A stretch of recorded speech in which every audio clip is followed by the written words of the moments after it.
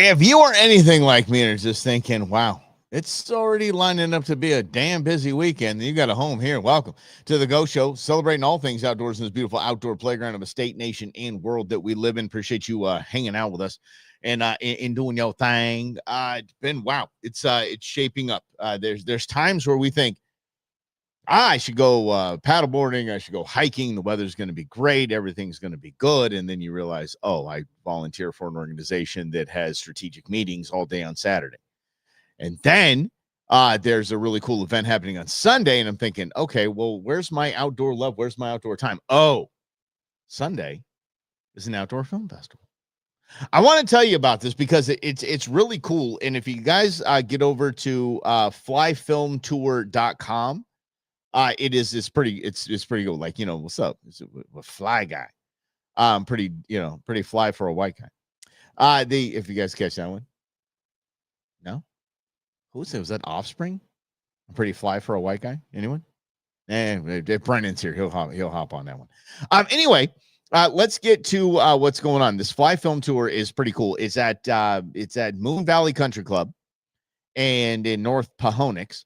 If you guys want to check it out, it's on Sunday at 4:00, and we're going to be there. The reason why Queen Bee and I will be there, the patriarch will be there as well. We are, what's up, Grizz? We are the beneficiaries of this event. So we're just going to have our own booth out there, and we're going to hang out and just chat it up with whoever comes by, and we get a portion of the proceeds, and it's pretty rad.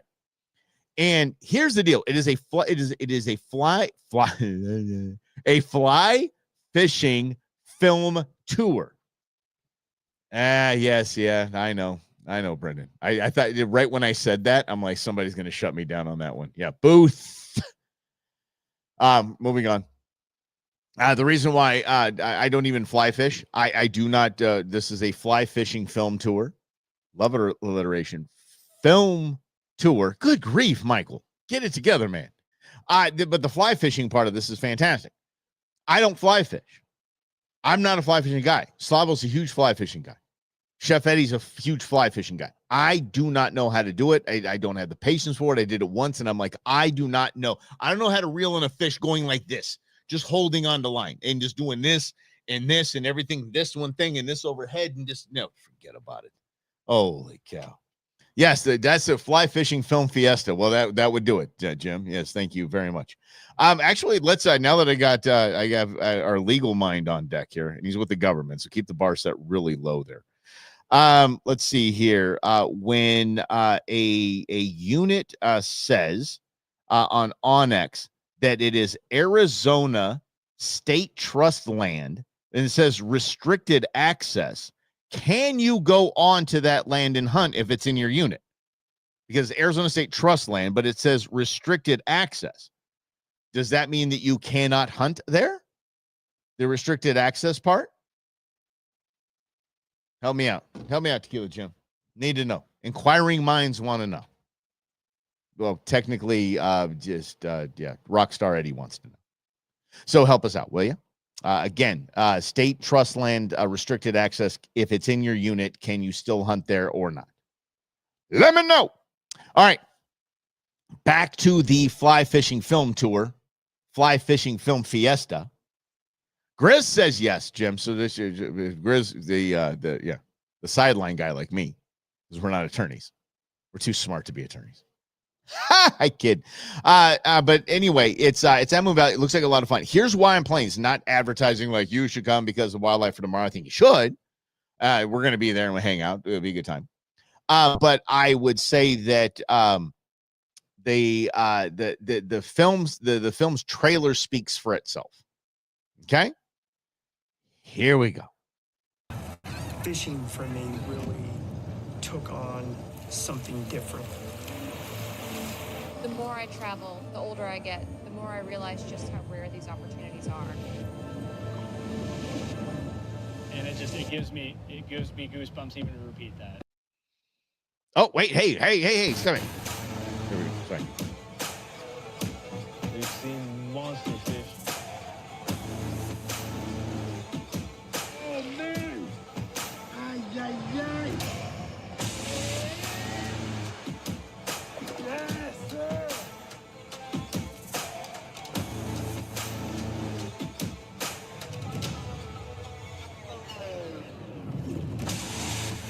Bang. Total team effort. We live in a world that's just so processed, and I wanted to just be in the genuine wild and just live.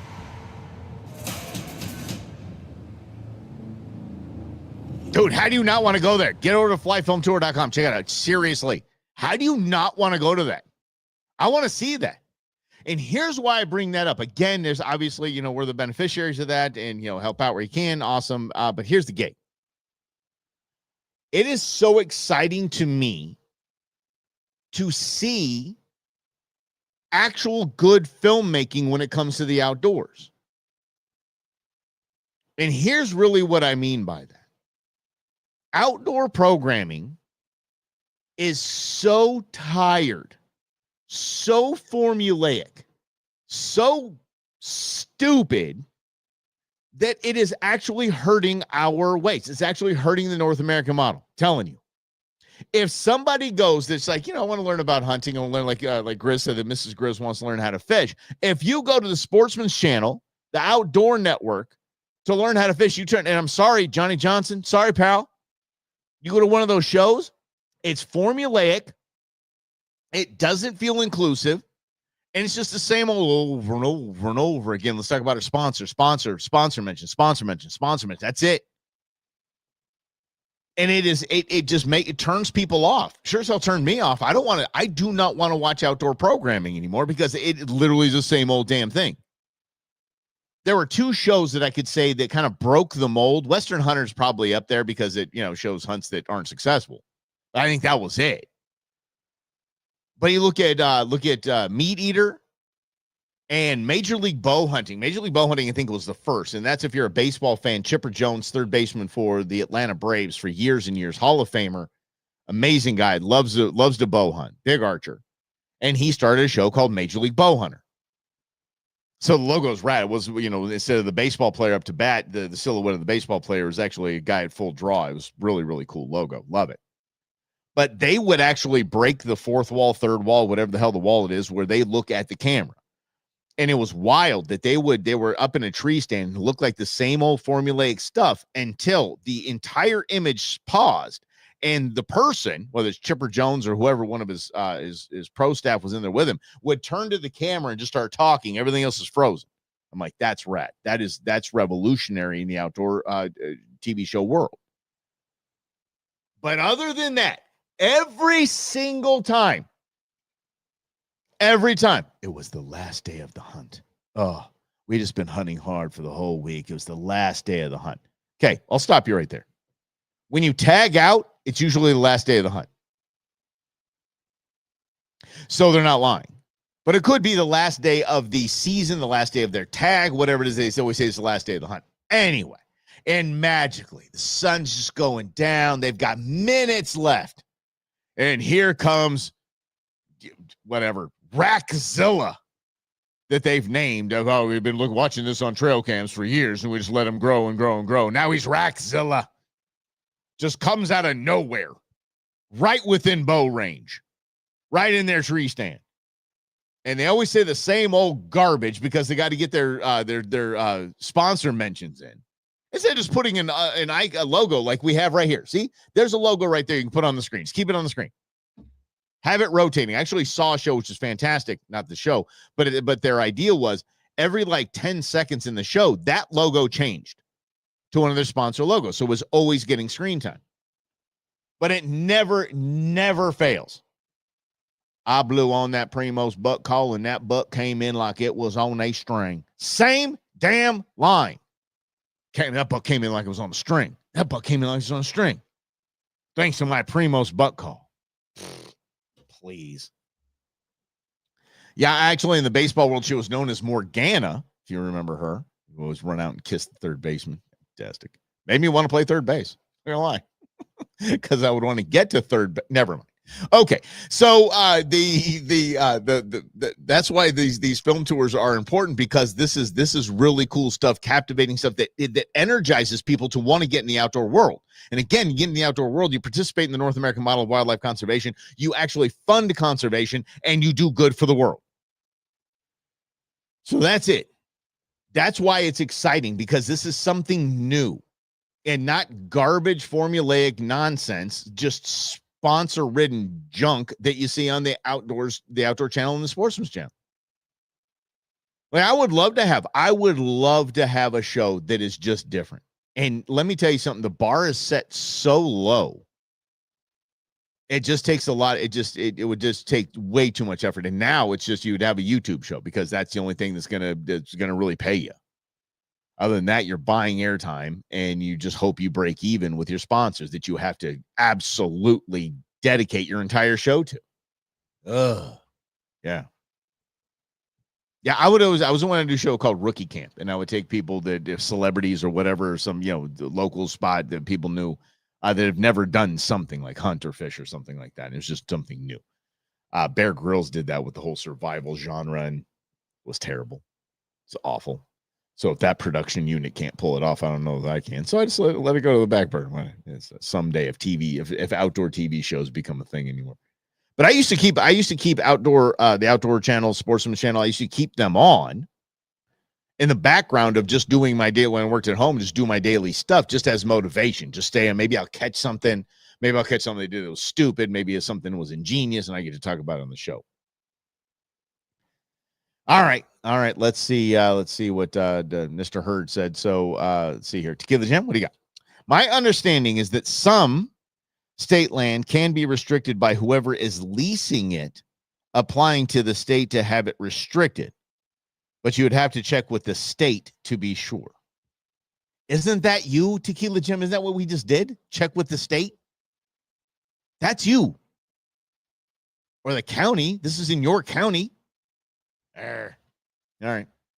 36A, is that what it is? Where do we hunt javelina? 36B? Yeah, whatever, the other side. Yeah. At your county, that's why I asked. Not because you're an attorney.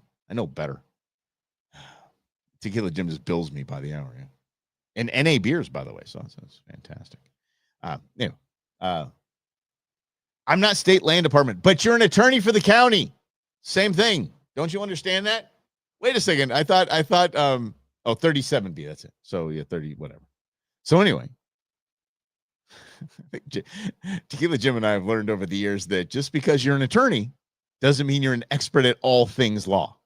He's always known that, but kind of a peeling back of the curtain, if you know what I'm saying. All right, let's keep going. And the patriarch of the tribe that I am blending into, I guess, is an attorney as well. And be the first to show you. Look, this is what I'm an attorney for. Other than that, I don't do this kind of law, that kind of law, that kind of law, that kind of law. That kind. Just because I'm an attorney doesn't mean I know everything. Jim, you're supposed to know everything. You're like the 18th smartest person I know. Just kidding. Tequila Jim is probably like top 3 humans I've ever known so damn smart. Just means I have. See, there you go. Just means I have to charge less for advice about things I know nothing about.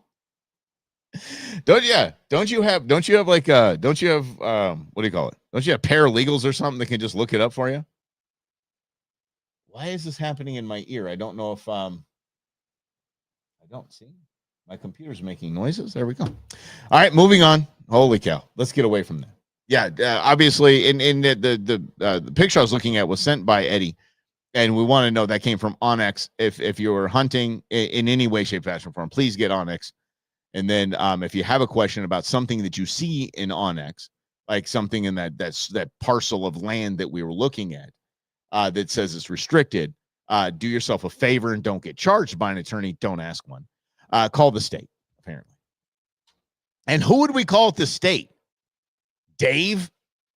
I don't know. Oh, man. If you could help us out with that one, Tequila Jim, if you could help us out with who would you call at the state? Hi, I'd like to talk to a land guy. I want to know what this restricted stuff means. It's not the way it goes. It would be on actually, that would be an interesting part of an outdoor program. It definitely would be. Yeah, Dave retired last year, right, Michael? Yeah. So Dave's not here, man. Okay, let's get back to this this absolute craziness here. What do we got to talk about? I have always said that that talking well, talking to people that you know that say they feed animals, and by talking it, the conversation just goes that. No, I'm kidding. You don't smack them, but you need to talk people out of it. I've always said if you feed animals, you're signing their death warrant. You're signing their death certificate. You just are. Because once an animal understands that people feed them, then they're going to keep coming to people. They keep coming to people. They're going to go, I'm scared. And that leads conservation departments and law enforcement to just dispatch that animal. So if you feed the animals, you're going to kill them. Maybe not in every case, but you're still running that risk, right? So I've always said, don't feed the animals. Salt licks, all that stuff. Dumb. Bad for conservation.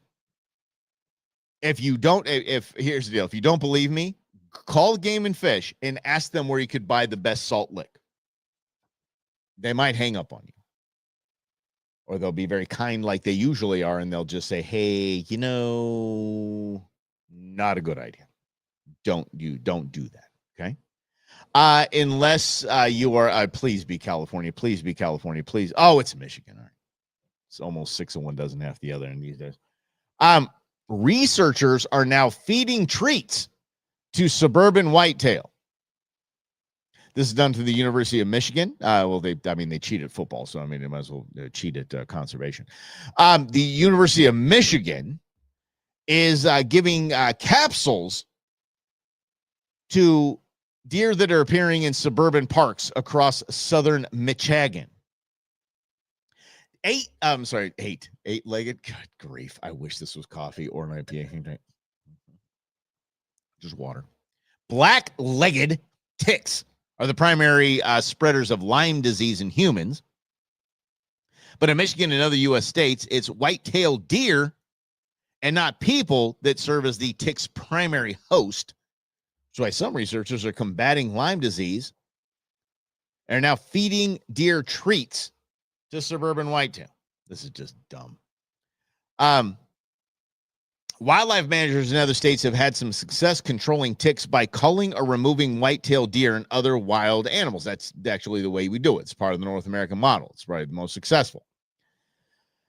The recent moves in Maine to increase the number of moose tags in the area with tick infestations, they're being used as a prime example for this. All right, so what they are doing is taking capsules, like little supplements.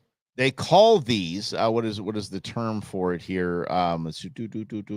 Drug delivery units. DDUs for the cool kids. Took them minutes to come up with. What do we call these? Drug delivery units. Okay, fantastic. The little capsules that they're putting out into the parks in the suburban areas. And so this isn't technically feeding them. This is just popping them near stuff that they eat. And inside the capsules, they're putting like molasses and stuff that the deer just get absolutely go bonkers for. It's like catnip for deer. And then they're going to monitor the deer. You ready how they're going to do this? There's actually some sort of device in the pill that's going to allow them to know that they've been ingested by a deer, which makes you absolutely freak out about any pills and supplements that you're taking right now. Here's how they're going to do it. These capsules are filled with things that deers like to eat, like molasses, alfalfa, and corn, along with a biomarker, which allows researchers to tell, they're going to tell what the biomarker is, researchers to tell which deer are consuming the treats. They're also using trail cams, which you probably should use instead of some biomarker, but what do I know? And here's the kicker. This is why you just never let governments or universities that are getting government grants for these kind of things do it outside of the actual conservation department. This is not done in conjunction with the the Michigan Department of Conservation. This is just a University of Michigan study. I'm about to read you this, and this is what happens when you let government do anything. Sorry, Tequila Jim. If the researchers find the deer are actually eating the treats, the next step for researchers would be to add some kind of anti-tick medication to the treats.